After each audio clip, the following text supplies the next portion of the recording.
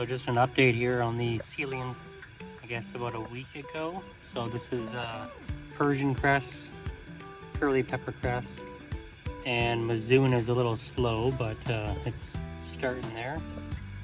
You can see the curly pepper cress really getting a move on. And then the Persian cress at the end. And then we got a bunch of radishes. See if I can get a focus here. There we go. So a bunch of radishes too. These I started actually about a week after the last batch I did. And you can see with the warm weather that just hit, everything's really sprouting. These are all different types of radishes here. And then these are ones I did about a week earlier, and they were a bit slow, and now you can see they've really taken off.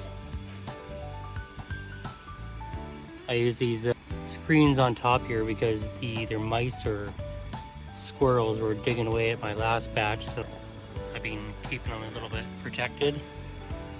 And then same with the peas here.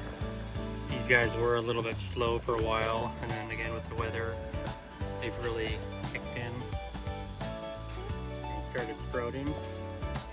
So I grow everything with an organic soil, and then I fertilize with an organic fertilizer. I mean, I only sell my plants the same way as the way I would grow them for my kids and my family. And then we got some spinach, again, doing really well here.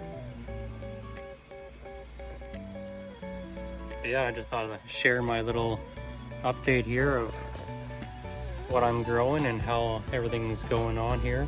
Like you see, these are my little shields against the animals, all protected on top here and on the bottom.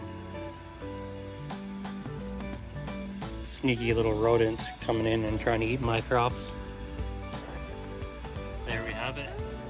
Lots of stuff going on, and I got more coming up soon.